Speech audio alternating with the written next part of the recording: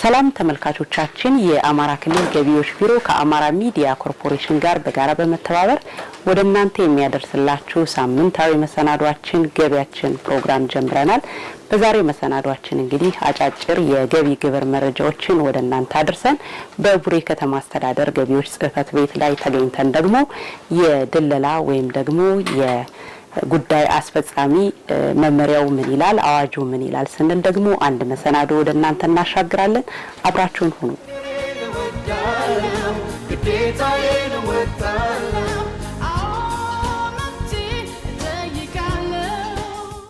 ጤና ይስጥልን ተመልካቾቻችን፣ አጫጭር የገቢ ግብርን የተመለከቱ መረጃዎችን ወደ እናንተ እናደርሳለን። አብራችሁን ቆዩ። ቀዳሚ ወዳደረግነው መረጃችን ስናልፍ የባህር ዳር ዙሪያ ወረዳ ገቢዎች ጽህፈት ቤት በበጀት ዓመቱ ከመደበኛና ከከተማ አገልግሎት ገቢ በድምሩ ከ127 ሚሊዮን ብር በላይ ገቢ ለመሰብሰብ አቅዶ በ6 ወሩ ከ68 ሚሊዮን ብር በላይ መሰብሰቡን የጽህፈት ቤት ኃላፊው አቶ እንዳለውነቱ ተናግረዋል። በ2015 127.7 ሚሊዮን ብር ነው እቅዳችን ሰበስባለን ብለን ያቀርነው። በ6 ወሩ 67 ወይም 68 ሚሊዮን ብር ሰብስበናል። እስካሁን አጠቃላይ ወደ 68% ደርሰናል። ለውጤቱ መመዝገብ የተቋሙ ሰራተኞች አጋርና ባለድርሻ አካላት የተሰጣቸውን ኃላፊነት ተወጥተዋል ብለዋል። ገቢ ጽህፈት ቤቱ ለተከታታይ 5 ዓመታት የተሻለ አፈጻጸም በማስመዝገብ የዋንጫና የምስክር ወረቀት ተሸላሚ ሆኗል። በየደረጃው ያው የተሰጠንን ኃላፊነት ለመወጣት ሁሉም ርብርብ አድርጓል።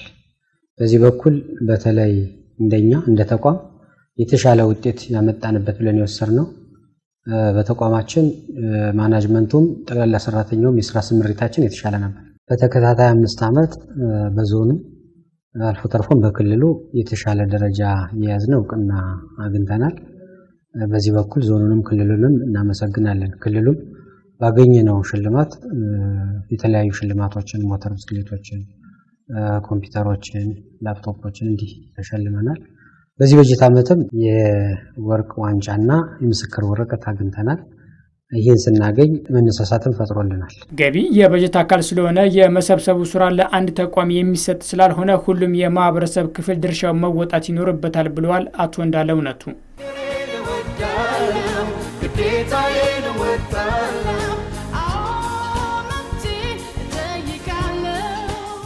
አንድ የምስራቅ ጎጃም ዞን ገቢዎች መምሪያ ባለሙያ ጉቦ ሲቀበል እጅ ከፍንጅ መያዙን ፖሊስ አስታወቀ። የምስራቅ ጎጃም ዞን የገቢዎች ክትትል ባለሙያ ባለጉዳዩን በወንጀል እንዳትጠየቅ አድርጋለሁ እንዲሁም ውዝፍ ግብር አስቀንሳለሁ በማለት ስልጣኑን አላግባብ በመጠቀም በደብረ ማርቆስ ከተማ መንቆረር ክፍለ ከተማ ቀበሌ 05 በሚገኝ ካፌ ውስጥ የካቲት 24 ቀን 2015 ዓ.ም ከቀኑ 10 ሰዓት አካባቢ 10 ሺህ ብር ጉቦ ሲቀበል ከህብረተሰቡ በተሰጠ ጥቆማ በፖሊስ እጅ ከፍንጅ ተይዞ አስፈላጊው ምርመራ ከተጣራ በኋላ ለፍርድ ቤት መቅረቡን የደብረ ማርቆስ ከተማ አስተዳደር ፖሊስ መምሪያ የሙስና ወንጀሎች ምርመራ ዋና ክፍል ኃላፊ ዋና ኢንስፔክተር ትርንጎ ደምለው ገልጸዋል።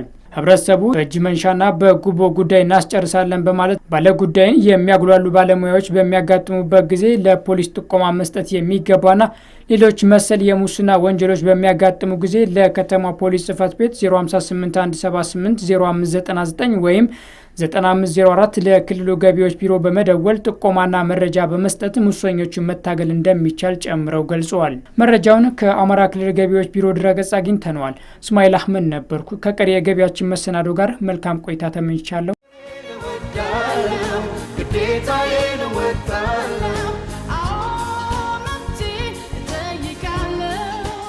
ተመልካቾቻችን ከገቢ ግብር መረጃዎች መለስ ስንል ደግሞ በቡሬ ከተማ አስተዳደር ገቢዎች ጽህፈት ቤት ላይ ተገኝተን እንግዲህ ገቢ ከሚሰበሰብባቸው አርዕስቶች መካከል ከድለላ ወይም ደግሞ ጉዳይ በማስፈጸም የሚገኝ አንዱ ገቢ ነውና ከዛ የሚገኝ ታክስ አንዱ ነው።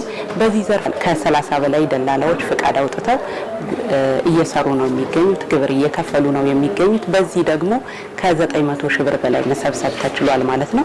እንግዲህ ፍቃድ አውጥተው መስራታቸው ያገኙት ጥቅም ምንድነው? ማህበረሰቡስ በእነዚህ ፍቃድ ባወጡ ጉዳይ አስፈጻሚዎች መገልገሉ ምን ጥቅም አገኘ ስንል ደግሞ እኛም ጥያቄ አቀርበናል። እስከ ዝግጅታችን ፍጻሜ ድረስ ከኛ ጋር አቶ ገዛኸኝ መኮንን በቡሬ ከተማ ነዋሪ ሲሆኑ በድለላ ንግድ ስራ ተሰማርተዋል። የድለላ ስራውን ሲጀምሩ ፍቃድ አልነበራቸውም ነበር። አሁን በመመሪያው መሰረት ድለላ አንድ የንግድ ዘርፍ በመሆኑ ፍቃድ አውጥተው እየሰሩ ይገኛሉ። የድለላ ስራ የጀመርኩት አጠቃላይ ወደ 2 ዓመት አካባቢ ሆነኛል። ንግድ ፍቃድ አውጥቼ ስራ ከጀመርኩ ማለት ነው። ከዛ ጊዜ ጀምሮ እየሰራሁ ነው። ፍቃድ ከማውጣትሽ በፊት ያለው አሰራር ስራው ኖርማል ይሰራል፣ ግን በትክክል የሚመለከተውን ጉዳይ ወይም ባለሙያ ፈጽሞ ወይም ስራ ላይ ለማለት ሙሉ ሆነሽ መጠየቅ አትችይም መጀመሪያ ማለት ነው። እንደ አቶ ገዛኸኝ ሁሉ አቶ ግርማም የድለላ ንግድ ስራን ሲጀምሩ ፍቃድ አውጥተው በመስራት ከሚያገኙት ገቢ ላይም ለመንግስት የሚጠበቅባቸውን እየከፈሉ ይገኛሉ። 1 ዓመት አልፎኛል ካወጣሁት ማለት ነው። ወደዚህ ስራ ቀጥታ ፍቃድ አውጥቼ ነው የገባሁት። በህጋዊ ሆኖ መስራቱ ለበለጠ የመንግስትም ሆነ ለምን አሪፍ ነው ብዬ ነው ለህብረተሰቡ። 1 ቀን 2 ቀን የሆነች 1 ቀን አግኝቼ ለማስፈጸም ስመጣ ህጋዊ ደላላ ካልሆነ ማስተናገድ አልችልም ተባልኩ። ያወጣው ቀጥታ ፍቃዱ። አሁን ግን ህጋዊ ፍቃድ ካወጣሽ በኋላ ጊዜ ጀምሮ ያለውን የሚመለከተውን ባለሙያ ስራ አለኝ ብለሽ ጥያቄውን በሙሉ ልብ አቅርበሽ እንዲሰራልሽ ማድረግ የሚቻል መሆኑን ነው ያየሁት። ህጋዊ ሆኖ በመምጣቱ እዚህ በቃ አንጉላላም። እዚህ ገቢ ተቋሙ ላይ ስንመጣ በአግባቡ እንስተናገዳለን። ንግድ ፍቃድም ቲን ነምበሩን ኮፒ አድርጋችሁ አምጡ ስለምንባል እነዚያን ነገሮች ኮፒ አድርገን እናመጣለን፣ እንስተናገዳለን። ገቢ ሊያመነጩ የሚችሉ አሰራሮችን ከቅዱም ስፋት አንጻር በኢኮኖሚ እንቅስቃሴውም ውስጥ ጥቅም ያገኘ ሰው ግብር የመክፈል ግዴታና ኃላፊነት ስላለበት ይህንን መሰረት ተደርጎ ከመስከረም 2015 ጀምሮ በድለላ ንግድ ስራ ላይ የተሰማሩ ግብር ከፋዮችን ግብር እንዲከፍሉ በርግጥ ከዚህ በፊትም የተቀመጠ ነገር አለ። በአዋጁ ላይ የተቀመጠ አሰራር አለ። በንግድ ህጉም እንደምናስታውሰው አዲሱ የንግድ ህግ 1243 2013 ላይ የወጣው በግልጽ አስቀምጦታል። ይህንን መሰረት ተደርጎ ከዚህ በፊትም በእኛ የገቢ ግብር አዋጅም በኢኮኖሚ እንቅስቃሴ ውስጥ ጥቅም ያገኘ ሰው ግብር መክፈል ስላለበት በግብር ማስከፈያ ሰንጠረዦቻችን ውስጥ ከድለላ በሚገኝ ጥቅም ላይ ግብር እንደሚከፈልበት ተደንግጎ እናገኘዋለን። ነገር ግን አብዛኛው ፈቃድ የሌለው ከመሆኑ ጋር ተያይዞ ፈቃድ የሚያስወጣውም አካል ተከታትሎ አለማስወጣት ውስንነትና ችግሮች የነበሩበት በመሆኑ በርካታው ሰው የድለላ ንግድ ስራ ይሰራል። በዚህ ልክ ደግሞ ሁሉም ባገኘው ልክ ግብር እየከፈለው ነው ወይ ንግድ ስራ ፈቃድ አወጥቷል ወይ ብለን ስንወስድ በጣም በየከተሞቻችን በየወረዳዎች በጣም ውስን ቁጥር ያላቸው ግብር ከፋዮች ናቸው ንግድ ስራ ፈቃዱን አወጥተው ባገኙት ልክ ግብር እየከፈሉ ያሉት። የመንግስት ሰራተኛው ይደለላል፣ የከተማ ነዋሪው ይደለላል፣ ነጋዴው በራሱ ሌላ ንግድ ስራ ላይ የተሰማራው ሰው ይደለላል። ስለዚህ የድለላ ንግድ ስራውን በጣም በርካታ ሰው ተሳትፎ እጁን አስገብቶ እየሰራበት እየተጠቀመበት ያለበት ሁኔታ ነው ያለው። ስለዚህ ከዚህ ከሚንቀሳቀሰው ኢኮኖሚ መንግስት ደግሞ አጠቃላይ ለኢኮኖሚ አገልግሎቶችና ማህበራዊ አገልግሎቶች የሚሆን ገቢ የፋይናንስ ምንጭ ለማግኘት አዲስ አሰራር የነበረውን አሰራር በማሻሻል በተለየ መንገድ ገቢ እንዲያመነጭ ያደረግንበት ሁኔታና አሰራር ነው ያወጣው። የድለላ ንግድ ስራ ሻጭና ገዥን የኪራይ ውል ማዋዋል፣ የማይንቀሳቀሱና የሚንቀሳቀሱ ንብረቶችን እንዲገበያዩ በማገናኘት የማሻሻጥ ስራ እንደሆነ መመሪያው ይደነግጋል። ሻጭና ገዥም በሚፈጥሩት ስምምነት ደላላው ካገኘው ገቢ ለገቢዎች የሚከፍለውን የድለላ ክፍያ ይከፍላል። መጀመሪያ ስራችንን ለማስፈጸም መረጃ ማወቅ ይጠይቃል። የት አካባቢ ምን ይሸጣል፣ የቤቱ ደረጃ ምንድነው የሚለውን ካወቅን በኋላ ገዥና ሻጭን አስቀምጠሽ ታደራድሪያለሽ። ከተደራደሩ በኋላ ከተማ አገልግሎት ያለውን ሙሉ ነገር ከጨረሰ በኋላ ክፍያ የራሱን ያስከፍላል። ለገቢዎችም ይልካል። ገቢዎችም ወጥተው ቤቱ የመኖሪያ ነው ወይስ የድርጅት ነው የሚለውን ካዩ በኋላ ያን ግምት ህጋዊ ነው ወይስ ህጋዊ አይደለም፣ ግምቱ ተጋኗል ወይስ ዝቅ ብሏል የሚለውን ነገር ይወስዳሉ ማለት ነው። ከደላላ ጋር ተያይዞ በመጀመሪያ ስመ ንብረት ባለጉዳዩ ይዞ ሲመጣ መሟላት ያለባቸውን ሰነዶች አሟልቶ እንዲመጣ የቅድመ ዝግጅት ስራን እና ግንዛቤ እንሰጠዋለን። በሰነድ መልክ ሰንደን ከማዘጋጃ የተገመተበትን ግምት ይዞ እንዲመጣ ቪል ኦፍ ኳንቲቲ ይዞ እንዲመጣ ካርታና ፕላን ኮፒ፣ የሽያጩን ኮፒና የደላላ ንግድ ፍቃድ ኮፒ፣ ቲን ነምበር ኮፒ እና 4% የደላላ ያስገባበትን ሰነድ እነዚህን አሟልቶ እንዲመጣ የቅድመ ዝግጅት ስራ በሰነድ እንሰጠዋለን። እነዚህን አሟልቶ ሲመጣ ሌሎችን አጠናክረን ሌሎች የሚመጡ ባለጉዳዮችን 3-4 ሊሆኑ ይችላሉ። እነዚህን አሟልተን በየቀበሌያችን ወደ በስምርታችን መሰረት እንወጣለን ማለት ነው። በዛ አዋሳኞችን ቸክ አድርገን አዋሳኞችን ቸክ ታደረግን በኋላ ወደ ቢሮአችን እንመለሳለን። ጽሕፈት ቤታችን ወደ አወሳስ እንመራለን። በደላላ በኩል በተለይ እንደ ሀገር አቀፍ በሆነ መንገድ ከፍተኛ ችግር እንዳለበት ይታወቃል። የኛ ዘርፍም ከዚህ አኳያ በተለይ የመንግስትን ጥቅም ከሚያስከብሩ አኳያ ስናየው በጣም ከፍተኛ የሆነ ችግር ያለበት እንደሆነ ይታወቃል። ስለሆነም እንግዲህ የክልሉ መንግስት ይህንን ችግር በደንብ ተረድቶ በተለይ በዚህ አመት በ2015 በጀት አመት ስራ ልንሰራበት የሚያስችል አንድ የአሰራር መመሪያና ህግ አውጥቶልናል። በዚህ መሰረት እኛም ወደ ስራ ለመግባት ጥረት አድርገናል። በተለይ በከተማ አስተዳደራችን ውስጥ ወደ 31 የሚደርሱ ህጋዊ ደላላዎች አሉ። በእነዚህ የቤት ሽያጮችን ወይም ደግሞ ስመ ንብረት ዝውውርን ለመስራት ሰፊ ጥረት አድርገናል። ከዚህም አኳያ እንግዲህ በእነዚህ ደላሎች ዞረ ኦልሞስት እስከ አሁን ሰዓት ድረስ የዞረ 155 ቤት አለን።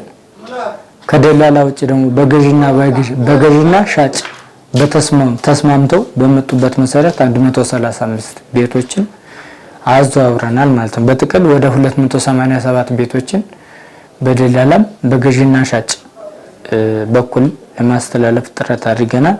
ከዚያ አኳያ እንግዲህ በደላላ የሚተላለፍ ሌላው ተሽከርካሪ ነው። 30 የሚደርሱ ተሽከርካሪዎችን እስካሁን ሰዓት ድረስ ለማዘዋወር ጥረት አድርገናል። ከዚህም አኳያ የተገኙ ግኝቶች አሉ። እንግዲህ ምናልባት እዚህ ላይ ሌላውም ሰው ልብ ማለት አለበት ብዬ ማስበው ከዚህ በፊት እነዚህ አሰራሮችና መመሪያዎች ባለመምጣታቸው ምክንያት መንግስት በርካታ ገቢዎችን አጥቷል። ከዚህ አኳያ እንግዲህ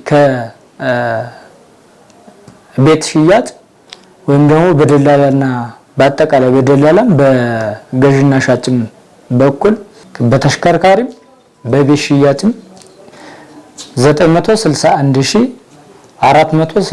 ብር ከ63 ሳንቲም ለማግኘት ጥረት አድርገናል። የተሻለ አፈጻጸም ያላቸውም ዞኖችና ከተሞች አሉ። በእርግጥ በመጣው ልክ ህጉ ዝግ ስለሆነ የመጣው አገልግሎት የፈለገው ወይም ደግሞ ሽያጭ ያከናወነ ሰው ይከፍላል። የድለላም ንግድ ስራ ፈቃድ የሚያስወጡ አሉ። አሁን በገቢ አሰባሰብ ከአቅርቦቱም አንፃር ወስደን ስናየው እንደነ ጎንደር እንደነ አዊ አካባቢ ያለው አፈጻጸም በጣም የተሻለ ነው። እነ ምስራቅ ጎጃም እነ ምዕራብ ጎጃም በወረዳ ደረጃና በከተማ ደረጃ ላይ ደግሞ ወስደን ስናየው በጣም ከፍተኛ ቁጥር ያለው ከዚህ በፊትም ይህ መመሪያ ከመውጣቱ በፊት የተሻለ ገቢ ሰብስበው እና ወደ ንግድ መረቡ አስገብተው የነበሩ ቡሬ ከተማ ናቸው። ቡሬ ከተማ በስራ ንግድ ስራ ፈቃድ ይኖረውም አይኖረውም ደላላ የሚለውን ነገር የክትትል አንዱ ስራም ስለሆነ ተከታትለው አጥንተው ግብር እየወሰኑ እየሰበሰቡ የነበረበት ሁኔታ ነው ያለው። ሁሉም ወረዳና ከተማ ላይ ይህን ነው ተግባራዊ እያደረጉ ያሉት። እስካሁንም ድረስ በዚህ ከመስከረም ጀምሮ ባለው አፈጻጸም ሲወሰድ ወደ 27 ሚሊዮን ብር በላይ ገቢ መሰብሰብ ተችሏል። ይሄ ቀላል አይደለም። እንግዲህ ዛሬ በአጋጣሚ የተገናኘ ነው ለአንድ ደንበኛዬ ኖርማሊ እንትን ያልኩታልና ያጋዛውታል ሙሉ ነገር ጨርሼ ክፍያ ከፍዬ ነው የተገናኘ ነው ማለት ነው። 2354 ብር ከ32 ሳንቲም ናት። እቺ ማለት ሹር ድለላ ውስጥ 10% 2354 ብር ይሆናል ማለት ነው። እቺ በስም የተከፈለበት እቺ ማለት አጠቃላይ የግምቱ የስመ ንብረት ጊዜ የተከፈለችው ክፍያ ናት 2% ማለት ነው። እቺ ነች። ይሄኛው ፍቃድ ነው፣ እሱ ፍቃድ ነው። ይሄ ደግሞ የሰውየው ካርታ ነው። የግብር ማስከፈያ የትርፍ መቶ ምጣኔ የሚባል አለው። በድለላ ንግድ ስራ ላይ የተሰማራ ግብር ከፋይ በማስከፈያ ምጣኔውን በሚመለከት ታክሱ በጠቅላላ ሽያጩ ላይ 10% ነው። አገልግሎት ያው 10% ስለሚከፈልበት ነው። የዕቃ ሽያጭ ቢሆን 2% ነው የሚከፈለው። ይሄ ግን ከታክስ ነፃ አይደለም፣ ታክስ ይከፈልበታል። የታክስ ባህሪው ደግሞ አገልግሎት መስጠት ነው። አገልግሎት መስጠት ደግሞ ምጣኔው 10% ነው። ስለዚህ በአጠቃላይ ባገኘው ገቢ ላይ 10% መክፈል አለበት ማለት ነው። 10% መክፈል አለበት ስንል ከማን ነው የሚሰበስበው?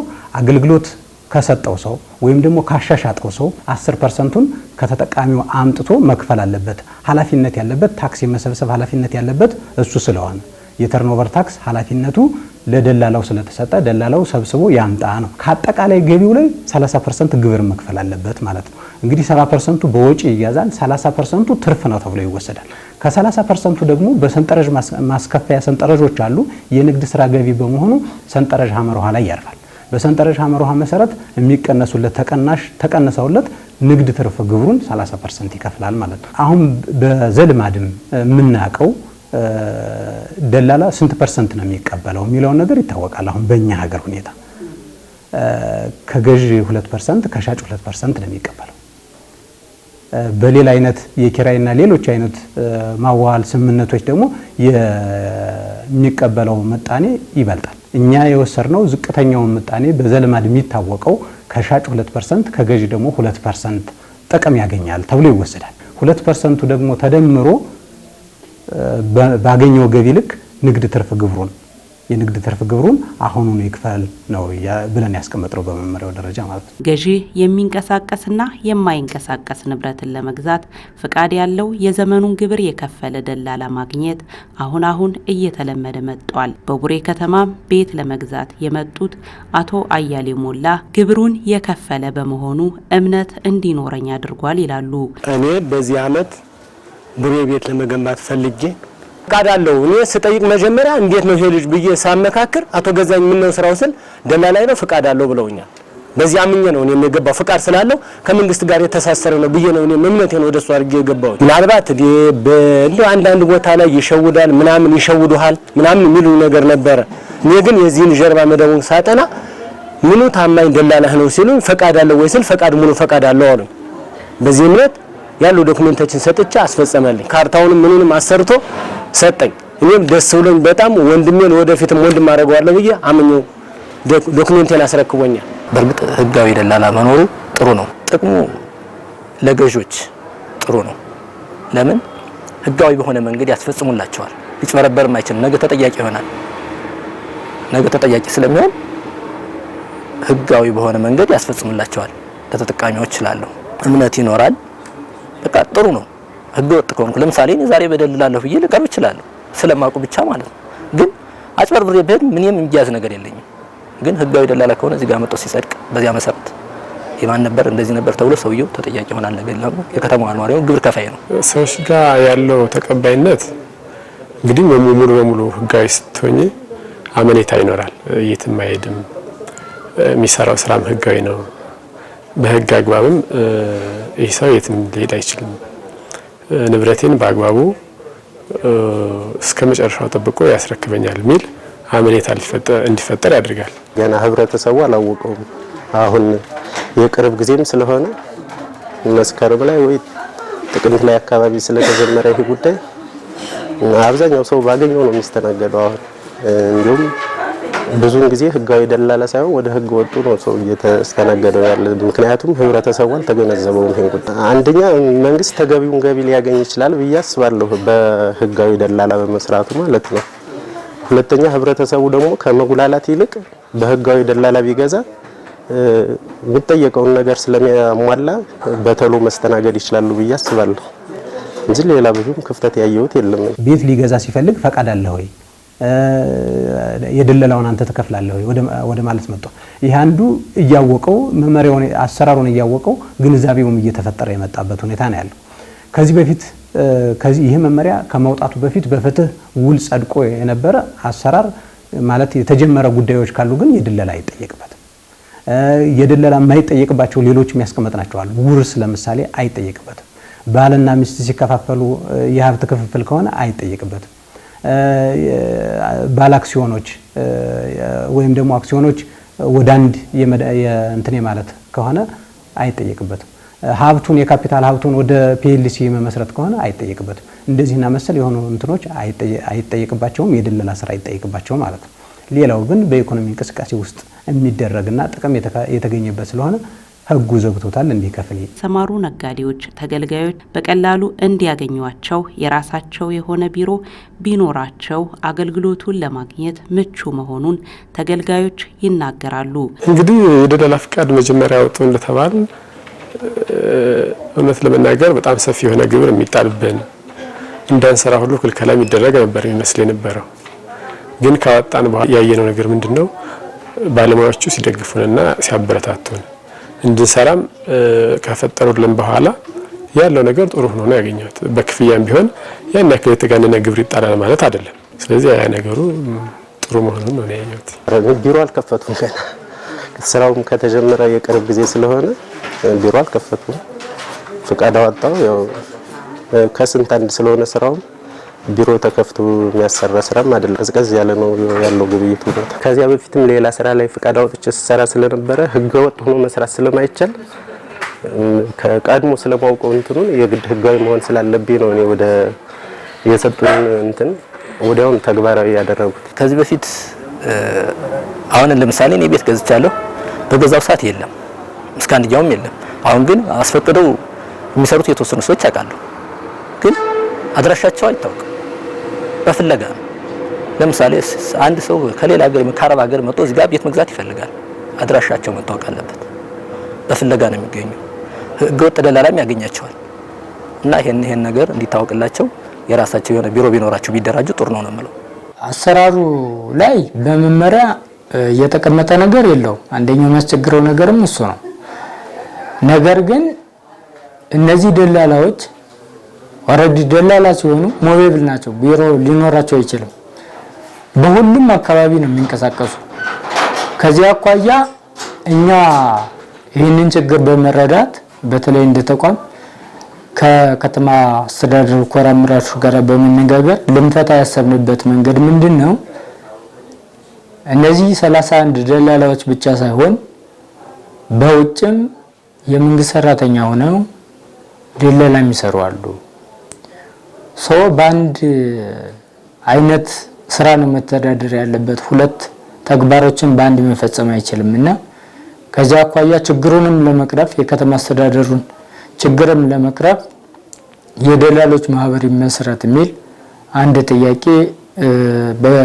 በደላሎችም በእኛ በኩልም ጥያቄ ተጠይቆ ነበረ። ነገር ግን ከአሰራር አኳያ ይህንን የሚፈታ መመሪያ ስለሌለ እና በአደረጃጀትም በኩል እነዚህ ከዚህ በፊት ህጋዊ ፈቃድ ያላቸው ደላሎች እንዴት ይደራጁ የሚለው ትንሽ ጥናትም ስለሚፈልግ እኛም መረጃዎችን በማፈላለግ ሌላ ከኛ በፊት የሰሩ ሰዎችን ተሞክሮችን በማፈላለግና በማስፋት ጥናት ለማጥናት ኦሬዲ በዝግጅት ላይ ነው ያለን። በመመሪያው መሰረት የድለላ ከማይከፈልባቸው ግብይቶች በስተቀር ሌሎች ግብይቶች ላይ የድለላ እንዲከፈል ይደነግጋል። እዚህ ቤት ስገዛ ትንሽ ያጋጠመኝ ነገር ምንድነው? ገቢዎች ላይ ነው። ገቢዎች ላይ ምን አጋጠመኝ? ሂጄ ፎቶኮፒ ካርታውን ምን አድርጌ ሂጄ ስሰጠው የድለላ ክፈለኝ አለኝ። አይ እኔ በቤተሰብ ነው የተጋዛ እንጂ የድለላ የለብኝም አልኩት። እንደዛ ስለው ግዴታ የድለላ አንተ ታመጣለህ ደላላ በውስጣው ይይዛል ብሎ ደላላ ቢኖር ብሎ በቤቴ በገዛውበት ላይ ማለት ነው ቢኖር እንደው ሰጥንም ያው አጋልጣለሁ ሰውየው ማለት ደላላው ግን እኔ ደላላ የለብኝ ግልጽ ነው የሆነት ነገር ነው። አሰራር ቢስተካከል ለመንግስትም ግብር ቢከፈል የተሻለ ይሆናል። ምናልባት እነዚህ እየገጠሙ ናቸው ቻሌንጅ ሆኖብናል። አሁን በአሁኑ ሰዓት ደላላ እያላቸው የለኝም የሚሉም አሉ፣ በቤተሰብ የሚጋዙም አሉ። ነገር ግን እነዚህን ዝምድና ከሌላቸው ደላላውን በራሳቸው እንዲከፍሉ ያው በመመሪያም ስላለ መመሪያ ላይም ደላላ የለኝም የሚል በራሱ እንዲከፍል ነው የወጣው። ደላላ ካለው ፍቃድ ኮፒ አድርጎ እንዲያመጣ በቅድመ ዝግጅት ስራችን ሰጠዋለን። የለኝም የሚል ከሆነ ግን አጣርተን በራሱ እንዲከፍል እናደርጋለን ማለት ደላላ በራሱ እንዲከፍል ማለት ነው። እኛ ምንድነው የምናደርግ ወይ እንዲያመጡ እንጠይቃለን። አላመጣልን ካሉ የ7 ቀን ማስታወቂያ እንለጥፋለን። ይሄ ቤት በትክክል ያለ ደላላ ነው ወይ የተሸጠ የሚለውን ለማረጋገጥ እና ኮንፊርም ለማድረግ 7 ቀን አየር ላይ የሚውል ማስታወቂያ እንለጥፋለን። ከማስታወቂያው በኋላ ገዢው ወይም ደግሞ ጥቅም ያገኘው ታክስ መክፈል ያለበት ጥቅም የተገኘበት ስለሆነ ጥቅም ያገኘው ሰው ስለሆነ ያ ሰው በቀጥታ የድለላውን 10% ከፍሎ ቤቱን እንዲያዞር እናደርጋለን ማለት ነው። በዚህ ነው እየሰራን ያለን። መጀመሪያም ካወጣነው ጊዜ ጀምሮ አንዳንድ ያለ ድለላ የሚሰሩ ስራዎች ይኖራሉ በሚል አስቀምጠነው ነበር በህጉ ላይ ስናወጣው ማለት ነው። ነገር ግን ወደ ታች ላፈጻጸም በጣም ነው ያስቸገረው። አንደኛ ገዥም ሆነ ሻጭ ደላላውን መጠቆምና ማሳየት አልፈለገም። በዚህ መካከል የመንግስት ገቢ እየቀረ ነው። ስለዚህ ደላላው ደግሞ ንግድ ስራ ፈቃድ እያወጣ አልነበረም። ስለዚህ በዚህ አሁን ባለው እንቅስቃሴ ውስጥ ገዥም ሆነ ሻጭ ያለ ደላላ የሚካሄድ ሽያጭና ግዥ ወይም ደግሞ የኪራይ ውል አገልግሎት የለም። በጣም በቁጥር ጥቂት የሚሆኑ አገልግሎቶች ወይም ሽያጮች ያለ ደላላ ሊፈጸሙ እንደሚችሉ ይታመናል። ነገር ግን አብዛኛው ከ95% በላዩ በደላላ ነው የሚፈጸመው። ስለዚህ ይህንን ደግሞ በህግ መዝጋት አስፈላጊ ስለሆነ በህጉ አንቀጹን አሻሽለን ሽረነዋል። ስለዚህ ይሄ የተደረገው ምንድነው? ማንኛውም ሽያጭና ግዥ ወይም ደግሞ የኪራይ አገልግሎት ያገኘ ሰው ደላላውን መጠቆም አለበት። ደላላው ቀርቦ ባገኘው ጥቅም ልክ ቅድም ባስቀመጥኩት ምጣኔ ልክ ታክሱን መክፈል አለበት፣ ግብሩን መክፈል አለበት የሚል ተቀመጠ። ነገር ግን አሁንም እየመጡ ያላደሉ አሉ። ይሄ በሁለት መንገድ መውሰድ ይቻላል። አንደኛው ደላላው ላለመክፈል የሚያደርገው ጥረት አለ። በሁለተኛ ደረጃ ገዥና ሻጭ ደግሞ የሚከፈል ክፍያ አለ። ወደ ገቢ ተቋሙ የስመ ንብረት ዝውውር ማዛወሪያ አለ፣ ታክስ አለ። ታክስ የሚመለከተው ዘርፍ ሲሆን ሌሎች የአገልግሎት ክፍያዎች አሉ። እነዚህን በተመለከተ የካፒታል ዋጋ እድገት አለ። ይህንን በተመለከተ አሁን በሚሸጥበት በትክክለኛ ዋጋው ያለ መምጣት አለ። ደላላው እኔ ደላላ መሆኔን ወይም ደግሞ እኔ እንደደለልኩት ይህንን ገቢ እንዳገኘሁት ለገቢ ተቋሙ ከተናገርክ አንተ የተሻሻጥክበትን ትክክለኛውን ውል እናገርብሃለሁ ይላል። በዚህ መንገድ ደላላው የማይመጣበት ሻጩ ወይም ገዡ የደላላውን ሸፍኖ እየከፈለ ያለበት ህጉንም የዘጋ ነው በዚህ መንገድ ነው። ስለዚህ በጊዜ ሂደት አሁን እየመጡም ያሉ አሉ። በድለላ ንግድ ስራ ላይ እንሰማራለን፣ እኛ እንሰራለን፣ እኛ ፈቃድ አለን ብለው ደንበኞችን የያዙ አሉ። ደንበኞችን ይዘው ወደ ገቢ ተቋሙ ፈቃድ አውጥተው የሚመጡ አሉ። አንዳንዶቹ ደግሞ ያው ይሄ ልቅ የሆነ ዘርፍ ስለሆነ የስራ ባህሪውም በቋሚነት አንድ ቦታ ላይ የሚሰራ ካለመሆኑ ጋር ተያይዞ በርካታ ሰዎች ወይም ደግሞ በዚህ ንግድ ስራ ላይ የተሰማሩ ሰዎች ጥቅሙን እያገኙ ነገር ግን ንግድ ስራ ፈቃድ የማያወጡ ግብር የማይከፍሉ ሰዎች እንዳሉ ይታወቃል። አቶ ገዛኸኝን ጨምሮ ሌሎች ተገበያዮችም እንደሚሉት የንግድ እንቅስቃሴው የተሳለጠ እና ህጋዊ እንዲሆን በህጋዊ መንገድ ግብይቶች ቢፈጸሙ ከሚፈጠር መጭበርበር መዳን ይቻላል። የማህበረሰቡን ያው እኔ መሰል ጓዶችም ምናልባት ወደፊት የሚንቀሳቀሶችን እንደዚሁ በእድገት ደረጃ እንጠቀማለን እንገዛለን የሚሉትን ምናልባት እንደዚሁ ፍቃድ ላለው ደላላ ላይ ብሩ ሆናችሁ ቀርባችሁ ውላችሁ እንዲፈጸምላችሁ ሁኑ። በማንም ፍቃድ በሌለው ደላላ ወይም ደግሞ በተራ ዝም ብሎ አለው ባይ ደላላ ላይ ገብታችሁ ገንዘባችሁ እንዳይበላ ፍቃድ ያለው ግን ገንዘባችን አይበላብንም ብዬ ለማንኛውም አርሶ አደር የኔን ራይ እናገራለሁ፣ ትምህርቴንም እሰጣለሁ።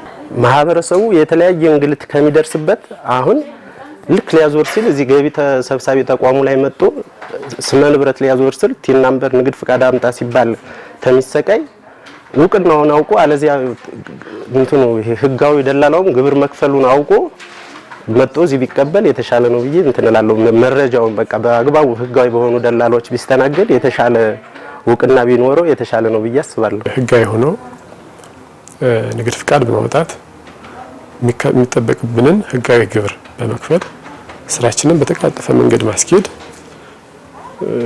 ይቻላል። አንድ የሚባል ነገር አለ። ደላላ ሲገባው ዋጋ ይጨምራል የሚባል በተግባርም ይሆናል። በዚህ አካባቢ ላይ መደረግ ያለበትና ወይም ደግሞ ማህበረሰቡ መውሰድ ያለበት እያደረገውም ያለው በድለላ ስራ ላይ ንግድ ስራ ላይ የተሰማራ ግብር ከፋይ የግብር ከፋይ መለያ ቁጥር እንዲኖረው፣ የጸና የንግድ ስራ ፈቃድ እንዲኖረው፣ ቋሚ አድራሻ እንዲኖረው ከሆነ አንደኛ ለህብረተሰቡ ታማኝ ይሆናል ማለት ነው። ትክክለኛ መረጃ ይሰጣል ማለት ነው። ተጠያቂነትና ኃላፊነት አለበት ይሄ ሰው ማለት ነው። በሱ ሳይድ ሆነን ደግሞ ስናየው ከደላላው ጎን ሆነን ስናየው ደግሞ ንግድ ስራ ፈቃድ ያለው ቋሚ አድራሻ ያለው የግብር ከፋይ መለያ ቁጥር ያለው ግብር የከፈለ ሰው ደግሞ አያጭበረብርም ማለት ነው። በሻጭም በኩል ጉዳት አያደርስም፣ በገዥም በኩል ጉዳት አያደርስም። የተሳሳተ መረጃ አይሰጥም፣ ኃላፊነትን ይወጣል። ስለዚህ ይሄ ሰው ተጠቃሚ ይሆናል። እነማን ደንበኞች ወደሱ ይመጡለታል ማለት ነው። ስለዚህ አንድ የሙያ ስራ አድርጎ የሚሰራ ሰው እነዚህን ኃላፊነቶች ሊወጣ ይገባል። ስለዚህ በዚህ ውስጥ ሌላ የተለየ ኃላፊነት ካልተሰጠው በስተቀር ብር የመቀበል የመዋል የለም። ከዚያ ውጭ ባለፈ ደግሞ ለሱ ምንድነው የሚጠቅመው እንዲህ አይነት ህጋዊ ሆኖ ከሄደ ይህንን ባዋለበት ባሻሻጠበት ስምምነት ባደረገበትና በጠቆመበት ገንዘቡን የማግኘት የህግ መብት አለው። በፍትሐ ብሔሩም በወንጀሉ ጠይቆ የመቀበል ማለት መብት አለው። ለሱ ጠቀሜታ አለው ማለት ነው። ተመልካቾቻችን ቀደም ሲል ወደ እናንተ ያደረስንላችሁ የዛሬው የገቢያችን መሰናዶ እንግዲህ በጉዳይ አስፈጻሚዎች ላይ አዋጅ ወጥቷል፣ ደንብ ወጣል። ይሄ አዋጅና ደንብ ደግሞ ህጋዊ ሆኖ እንዲሰሩ የሚያዝ ነውና ይህንንም መሰረት በማድረግ በቡሬ ከተማ የሚገኙ ደላሎች ንግድ ፍቃድ አውጥተው በህጋዊ መልኩ እየተንቀሳቀሱ የሚገኙ መሆናቸውን ቀደም ሲል በአስተላለፍንላችሁ መሰናዶ ተመልክታችኋል። ሳምንት ሌሎች ዝግጅቶችን ይዤ ወደ እናንተ ቀርባለሁ። ሰላም።